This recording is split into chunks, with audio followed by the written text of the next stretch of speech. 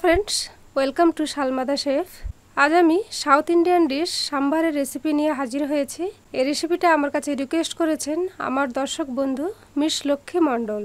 সাম্বার ইডলি বা ডোসার সঙ্গে খেতে খুব ভালো লাগে। চলুন দেখে নিই একটি পারফেক্ট সাম্বার কিভাবে বানানো যায়। সাম্বার বানাতে গেলে অবশ্য যেটা লাগবে সেটা হলো অড়হর ডাল। আমি 100 গ্রাম অড়হর ডাল নিয়েছি।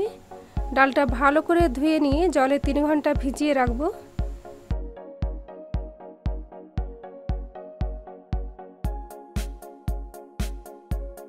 3 ঘন্টা পর ডালটা ছেঁকে নিয়েছি।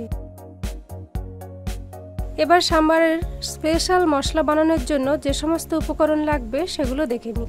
8 কোয়া রসুন, 1 চা চামচ জিরে, 1 চা চামচ ধনে, 1.5 চা চামচ কাশ্মীরি লঙ্কা গুঁড়ো, 10-12টা কারি পাতা, 1 চা চামচ চাল, ছোট ছোট 15 থেকে 16 কুচি নারকেল, 3টে শুকনো লঙ্কা, ছোলার ডাল 1 চা চামচ, কাসুরি মেথি 1/2 চা চামচ, হিং 1/2 চা চামচ। সাম্বারের ফোড়নের জন্য লাগবে 1 টেবিল চামচ রিফাইন্ড অয়েল, 1.5 চা চামচ কালো সরষে, 2টো শুকনো লঙ্কা, হিং 1/2 চা চামচ ও 10-12টা কারি পাতা।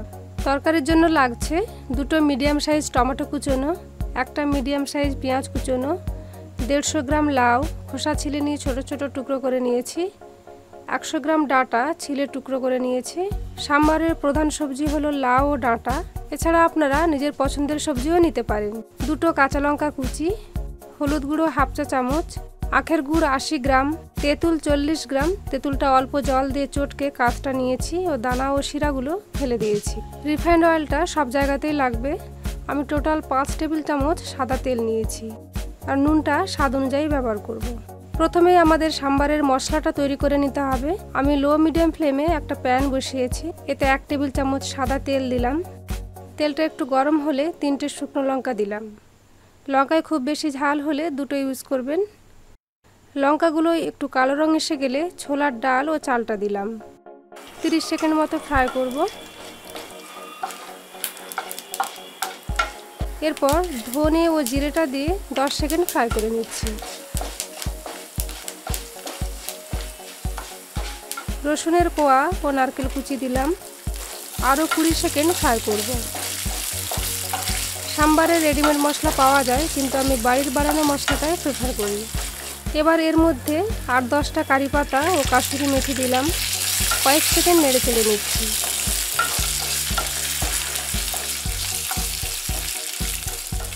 সবশেষে কাশ্মীরি লঙ্কা গুঁড়ো ও হিংটা দিলাম। 7-8 সেকেন্ড নেড়ে চেড়ে মশলাটা নামিয়ে নিতে হবে। মনে রাখবেন মশলা কমপ্লিটলি ঠান্ডা হয়ে গেলে স্মুথ পেস্ট বানিয়ে নিতে হবে।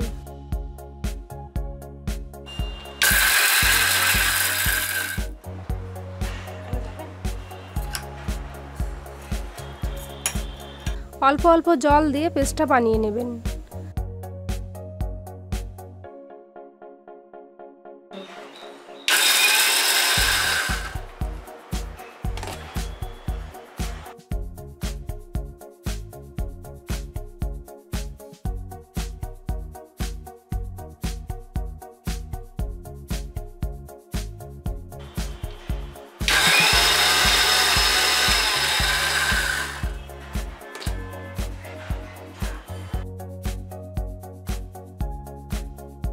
আমি হাই ফ্লেমে একটা প্রেসার কুকার বসিয়েছি। এতে 3 টেবিল চামচ সাদা তেল দিয়ে দিচ্ছি। তেলটা গরম হলে কাঁচা লঙ্কা কুচি দিয়ে কিছু সেকেন্ড নাড়াচাড়া করব। এরপর পেঁয়াজ কুচি দিয়ে হালকা সোনালি রং আসা পর্যন্ত ফ্রাই করে নিচ্ছি।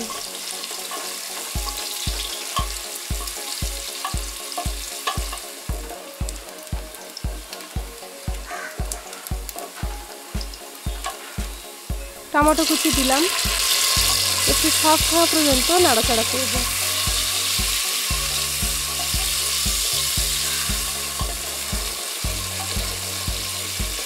দেখুন টমেটো খানিকটা সফট হয়ে গেছে। এবার ডাঁটা ও লাউ দিয়ে দিতে হবে। 1/2 চা চামচ হলুদ গুঁড়ো দিলাম। 15 সেকেন্ড মতো কষে নিচ্ছি।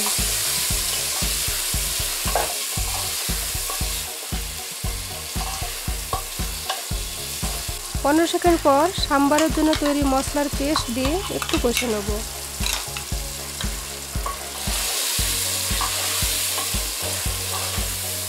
যে কন্টেনারে মশলাটা পেস্ট বানিয়েছিলাম ওটা সামান্য জল দিয়ে ধুয়ে নিয়ে নিচ্ছি।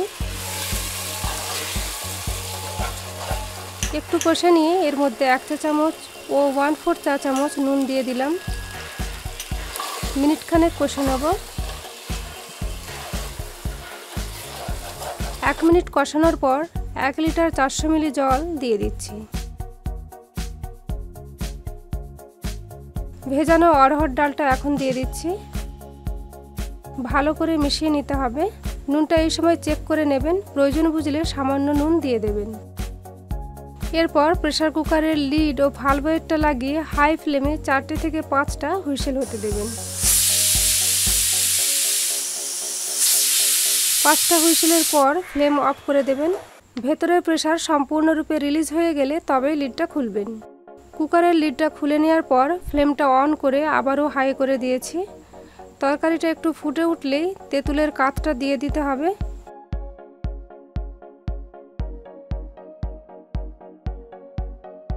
একটু নেড়েচেড়ে দিচ্ছি।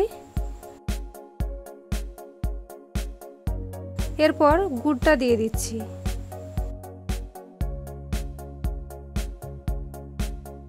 সাবধানে মিক্স করে নিচ্ছি, বেশি নাড়াচাড়া করলে ডাঁটা ঘেঁটে যাবে। মেশানোর পর 3-4 মিনিট ফুটিয়ে নেব। 4 মিনিট ফোটানোর পর প্রেসার কুকারটা নামিয়ে নিয়েছি। এবার ফোড়নটা রেডি করে নিতে হবে। লো মিডিয়াম ফ্লেমে একটা প্যান বসিয়েছি। এতে 1 টেবিল চামচ সাদা তেল দিলাম। 2টো শুকনো লঙ্কা ফোড়ন দিলাম। লঙ্কাটা একটু কালো রং আসা পর্যন্ত ফ্রাই করে নিতে হবে। 1.5 চা চামচ কালো সর্ষে ও 10-12টা কারি পাতা দিয়ে দিচ্ছি। মিনিট খানেক ফ্রাই করে নেব।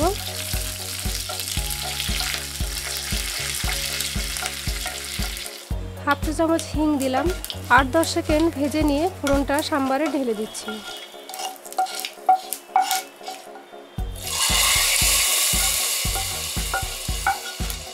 ফোড়নটা সাম্বারের সঙ্গে ভালো করে মিশিয়ে নিচ্ছি। ডাল পুরোপুরি গলে গেছে। যেগুলো দেখতে পাচ্ছেন এগুলো লাউয়ের দানা। আমাদের টেস্টি সাম্বার তৈরি। আমার এই রেসিপিটা ফলো করলে দোকানের থেকেও টেস্টি সাম্বার বাড়িতেই বানিয়ে নিতে পারবেন। আমি ইডলি বা ডোসার রেসিপির লিংক ডেসক্রিপশন বক্সে দিয়ে দিয়েছি। তাহলে আর দেরি কেন, সময় করে সাম্বার ও সঙ্গে ইডলি বা ডোসা চটপট ট্রাই করে ফেলুন। আর কেমন হলো প্লিজ আমাকে জানান। আর এই রেসিপিটা ভালো লাগলে প্লিজ লাইক করতে, বন্ধুদের সঙ্গে শেয়ার করতে ভুলে যাবেন না। Thank you for watching and please keep watching Salma the chef. সকলে খুব ভালো থাকবেন। টাটা।